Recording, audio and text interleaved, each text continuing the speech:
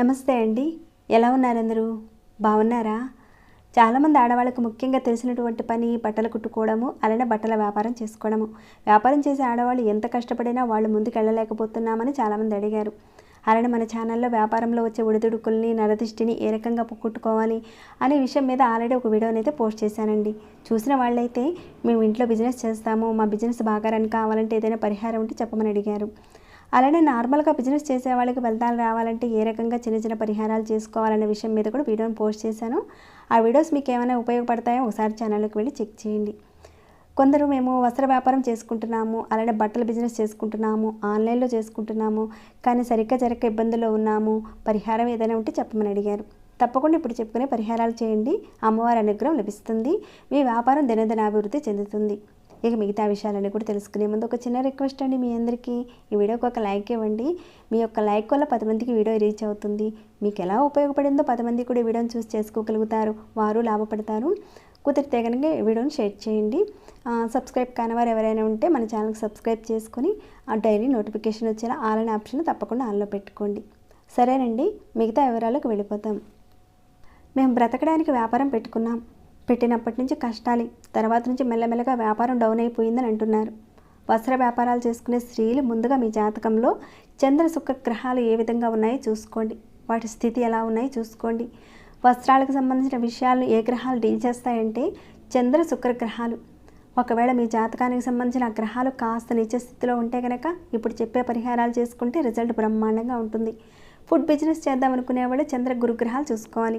నీటి వ్యాపారానికి సంబంధించిన చంద్ర శుక్ర గ్రహాలు ఇలా ఉంటాయన్నమాట. మనం తెలియకుండా పెడతాము, తర్వాత నష్టపోతాం. ఇలాంటి పొరపాట్లు అయితే చేయకండి. ఆల్రెడీ కష్టాల్లో ఉన్నారు, ఇంకా కష్టాలకి పోకుండా కాస్త జాతకం చూసుకొని మీకు వ్యాపారం కలిసి వస్తుందా లేదా అనేది చూసుకోండి. తర్వాత చిన్న చిన్న సమస్యలు వస్తే ఇలాంటి పరిహారాలు చేసుకుంటే అతి తొందరలో బయటపడవచ్చు. జాతకం బాగాలేనప్పుడు స్టార్ట్ చేసుకుని కొందరు బ్యాంకులో నుంచి డబ్బులు తెచ్చుకొని మొదలు పెడతారు.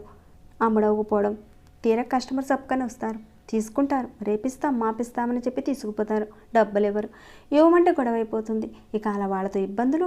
ఇటు చూస్తే వ్యాపారం అంతంత మాత్రం, టోటల్గా ఇన్వెస్ట్ అంతా పోయి ఏం చేయలేని పరిస్థితిగా ఉంటుంది.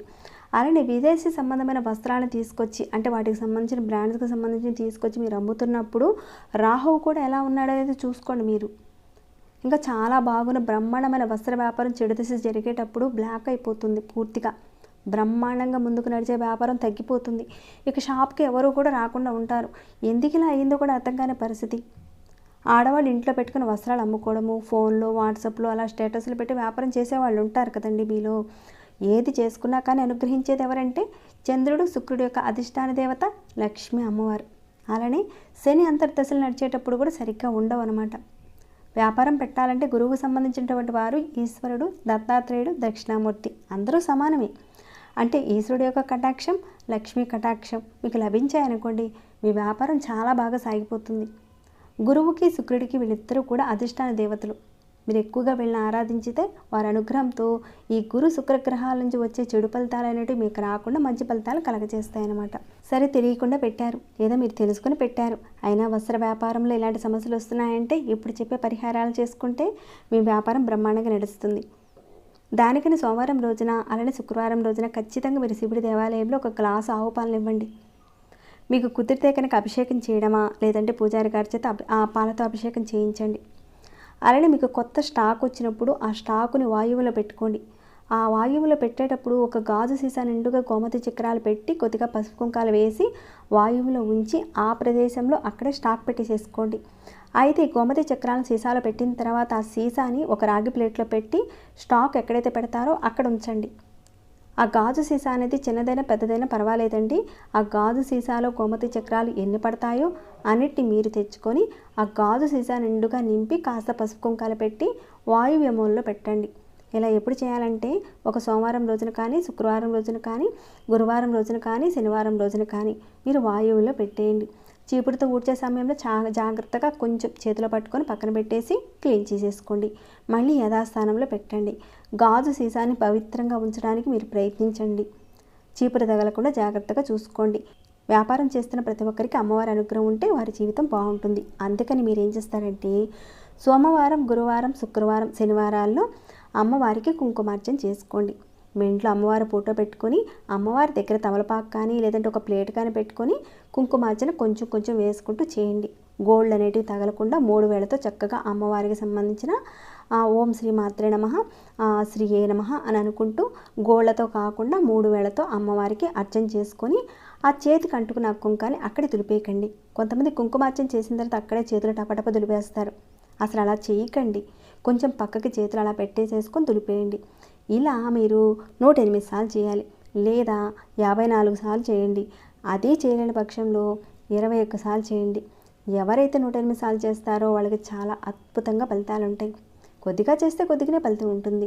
ఓం శ్రీయే నమః అనే మంత్రాన్ని చక్కగా చేసిన తర్వాత యథాశక్తిగా మీరు ఏదో ఒక తీపి నైవేద్యాన్ని పెట్టి మీరు కూడా ఆ నైవేద్యాన్ని కాస్త తీసుకోండి. నేను డెలివరీ చేసే సమయంలో చేయవలసిన పని వాళ్ళు సమయానికి రాకపోతే ప్రాబ్లం వస్తుంది కదండి. అందుకని అందరూ అనుకూలంగా ఉండాలని ఆ ప్రసాదాన్ని వారికి కూడా పంచిపెట్టండి. మనకు పంచభూతాలు అనుకూలంగా మారాలి కాబట్టి ఇలా చేయండి. ఖచ్చితంగా సోమవారం రోజున పాలన శివాలయంలో ఇవ్వండి. సోమ, శుక్ర, గురు, శనివారాల్లో ఖచ్చితంగా అమ్మవారికి కుంకుమార్చన అంటే 4 వారాల పాటు 4 శుక్రవారాలు, 4 గురువారాలు, 4 సోమవారాలు, 4 శనివారాలు ఈ 4 వారాలు కూడా అమ్మవారికి కుంకుమార్చన చేసుకోవాలి. పెద్ద కష్టమైన పనేం కాదు కదండి.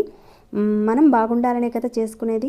ఏదైనా స్వామివారికి మీకు దొరికిన ఆవు పాలు, బయట దొరికిన పాలు తీసుకువెళ్ళి స్వామివారికి ఇవ్వండి. దొరకలేదా మీకు కాస్త కష్టమైన పని అనుకున్నప్పుడు అలాంటి స్థితిలో స్వామివారికి అభిషేకం చేసి వచ్చేసేయండి. కాస్త దండం పెట్టేసేసుకోండి, అంతేనండి. ఇంట్లో ఉన్న అమ్మవారి పట్టం దగ్గర స్వచ్ఛమైన ఆవు నెయ్యితో దీపం వెలిగించి శ్రీ మాత్రే నమః, ఓం శ్రీయే నమః అని ఈ మంత్రాల్లో నుంచి ఏదో ఒకటి మీకు వచ్చిన నామంతో పఠించండి. ఎంతసేపు అండి, 10 నిమిషాలు గట్టిగా కష్టపడితే సరిపోతుందండి. అమ్మవారి అనుగ్రహం ఉంటుంది. ఇప్పుడు చెప్పిన విధంగా చేయండి. చెక్ చేసుకోండి. మీరు మీ వ్యాపారం ఎందుకు నడవదండి, ఖచ్చితంగా నడుస్తుంది. అలానే మీకు వచ్చిన రిజల్ట్ని మాత్రం కామెంట్లో చెప్పడం మర్చిపోకండి. మంచి జరిగిన తర్వాత మాత్రం తప్పకుండా కామెంట్ ద్వారా తెలియజేయండి.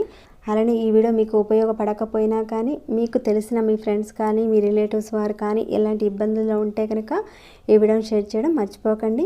ఇంకా లైక్ చేయని వారు ఎవరైనా ఉన్నారో ఒక లైక్ ఇవ్వండి. సబ్స్క్రైబ్ కాని వారు ఇలాంటి మరెన్నో విషయాల కోసం మన ఛానల్కి అయితే సబ్స్క్రైబ్ చేసుకుని డైలీ వాచ్ చేస్తూ ఉండండి. మరొక భక్తి వీడియోలో మళ్ళీ మిమ్మల్ని కలుసుకుంటాను. ధన్యవాదములు.